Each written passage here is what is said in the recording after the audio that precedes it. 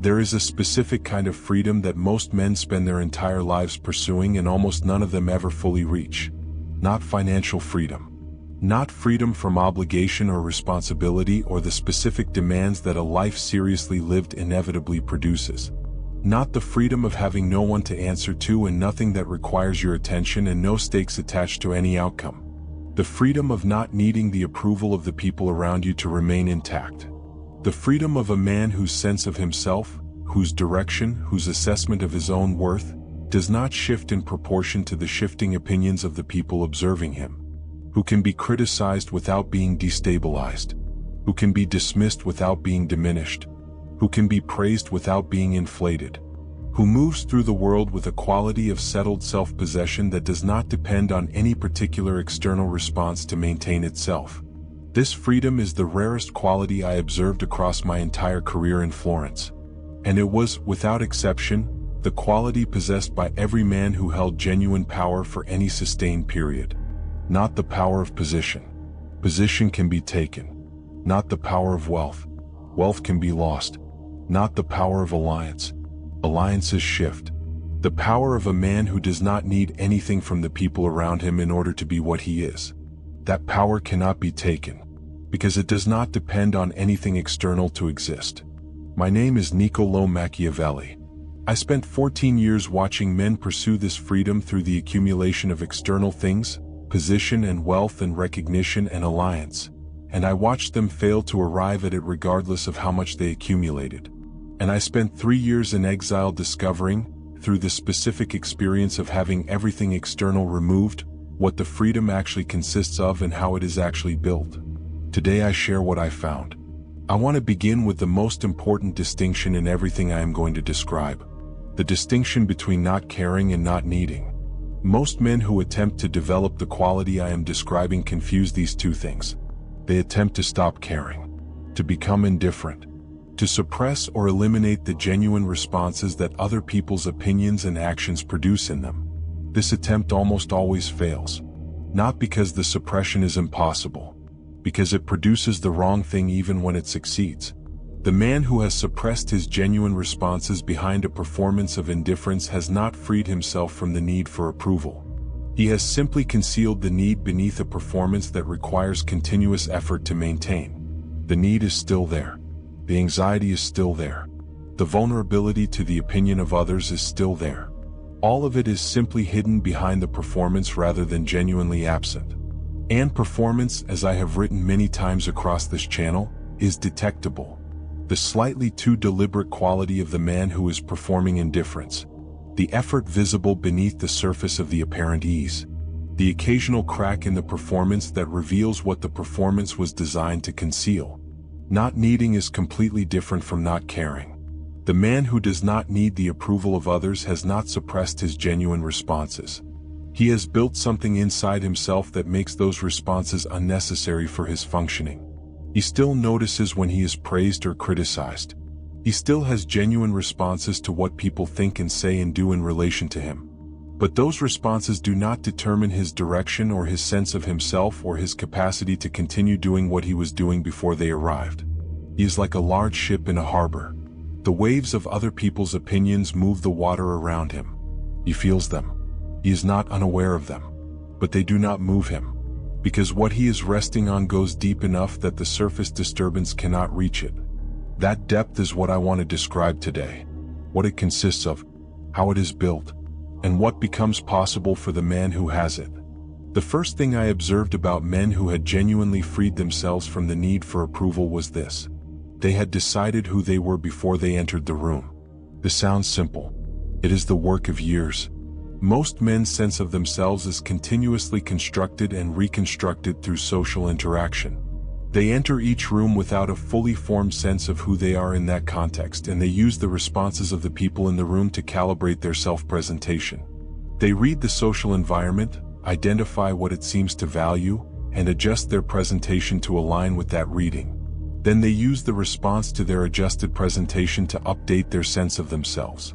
This process is so automatic, so universal, so thoroughly built into how social interaction works, that most men never recognize it as something other than simply being responsive to their environment. but it produces a specific vulnerability that the man who has decided who he is before entering the room does not have. It makes his sense of himself dependent on the room, on what the room values, on whether the room responds warmly or coolly, on whether the room confirms or contradicts the self that he brought into it, or more precisely, the self he was constructing in response to it.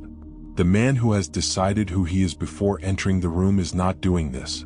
He has a self that was formed before the room, that exists independent of what the room contains, that does not require the room's response to maintain itself.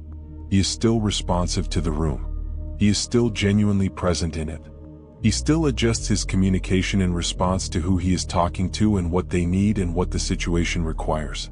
But the adjustments are in the surface communication, not in the underlying self. The underlying self is fixed, not rigid. Fixed. It has a center that does not move when the room moves. This fixedness of self, this quality of having decided who you are before you need the room to tell you, is the foundation of everything else I am going to describe. Build it, not through affirmation or the studied performance of certainty, through the genuine work of self-examination and self-definition that produces a man who actually knows what he values and why, who has tested those values against genuine pressure and found them holding, who has the accumulated evidence of his own consistency to return to when the social environment is doing its best to suggest he should be something else. The second quality I observed in men who had freed themselves from the need for external approval was this: they had made peace with loss before it arrived.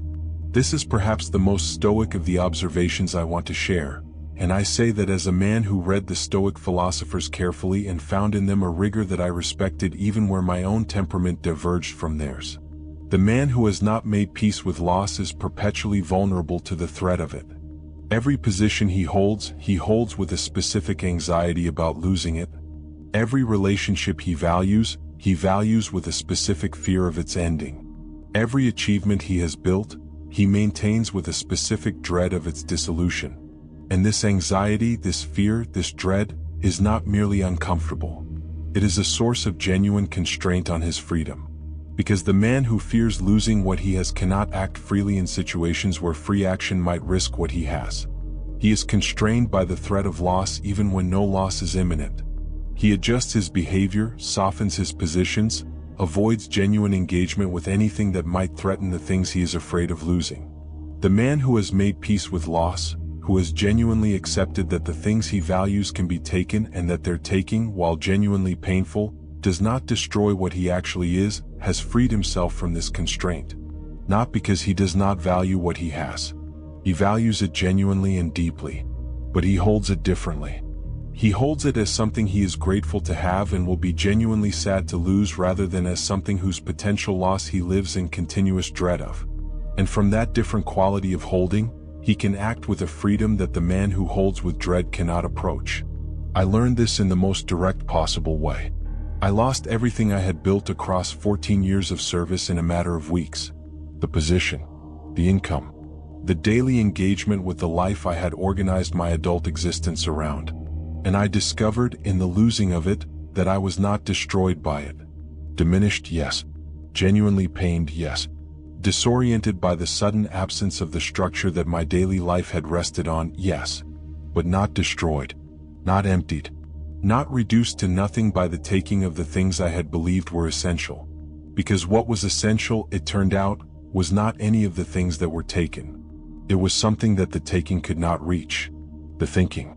The understanding, the capacity for honest observation and precise expression that the years of genuine engagement had built, the direction that was genuinely mine, the work that was genuinely worth doing. Those things remained, not despite the loss. They became visible because of it, because the loss removed everything that had been concealing them.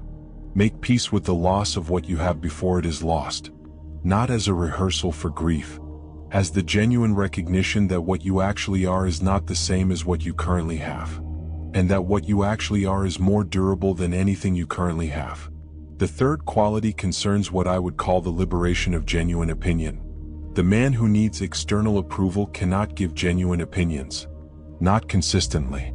Not in the situations where genuine opinions are most valuable and most costly. Because genuine opinions carry risk. The risk of disagreement, of disapproval, of the specific social cost that attaches to saying something that the people around you do not want to hear. The man who needs approval manages this risk by managing his opinions. He softens them, qualifies them, adjusts them toward the apparent preferences of the audience, finds ways to say things that are technically accurate but practically inoffensive, discovers that his genuine view of the situation is, conveniently, quite close to the view that the people he is talking to already hold. This is not dishonesty in the obvious sense. It is the continuous small adjustments of a man who is managing the relationship between what he genuinely thinks and what the social environment will reward him for saying. And it produces a specific cost that most men who are doing it never fully account for. It makes their counsel worthless. The man who tells you what you want to hear is not an advisor. He is a mirror. And mirrors are not useful for navigating territory. They only show you what you already look like. The genuinely valuable advisor is the man who tells you what is actually true regardless of whether you want to hear it. Who gives you his genuine assessment of the situation rather than his assessment of what assessment you would find most comfortable. Who has freed himself from the need for your approval sufficiently that the risk of your disapproval does not prevent him from saying what needs to be said. I valued this quality above almost any other in the advisors I encountered across my career. And I tried to embody it in the counsel I gave, with varying degrees of success, throughout my years of service. The genuine opinion, given at genuine cost, is one of the most valuable things a man can offer. And it is only available from a man who does not need the approval of the person receiving it. Free yourself from the need, and give the genuine opinion, not to be provocative, not to establish your independence or demonstrate your willingness to disagree. Because the genuine opinion is the only one worth giving, and it is the only one worth receiving. And the man who gives it consistently, who has freed himself from the need for approval sufficiently that the truth is always more available to him than the comfortable alternative, builds a reputation for honest counsel that is worth more, across time, than any reputation for pleasant agreement. The fourth quality concerns what happens to desire when the need for approval is removed. Most men's desires are substantially shaped by other people's desires. I wrote about this in another context as mimetic desire, the observation that human beings do not decide what to want independently but absorb their wanting from the wanting of the people around them. This mimetic quality of desire is amplified by the need for approval. The man who needs approval does not merely absorb the desires of others through the natural mechanism of social observation. He actively orients his desires toward what the people whose approval he needs most seem to value. He wants what they want, pursues what they pursue, values what they value, not entirely through conscious imitation but through the deep social pull of needing to be aligned with the people whose regard he depends on. The result is a man who is pursuing desires that are not, in any genuine sense, his own, who has borrowed his wanting from the social environment around him and is spending his life in pursuit of things whose value he has never genuinely assessed from the inside. The man who has freed himself from the need for approval is freed simultaneously from the strongest mechanism of mimetic desire. His wanting is no longer shaped primarily by what the people whose approval he needs seem to want. It is shaped, more genuinely than before, by what he actually values. What his genuine assessment of his own life and direction and capabilities and interests produces when that assessment is not filtered through the consideration of what the social environment will reward. And what he genuinely values, examined honestly without the distorting pressure of the need for approval, frequently turns out to be different from what he had been pursuing. Not always. Sometimes the genuine examination confirms the direction. Sometimes what a man finds, when he looks honestly at what he actually wants, is that what he has been pursuing is genuinely his. That the desire is genuine even when the approval is removed. But frequently the examination reveals something different.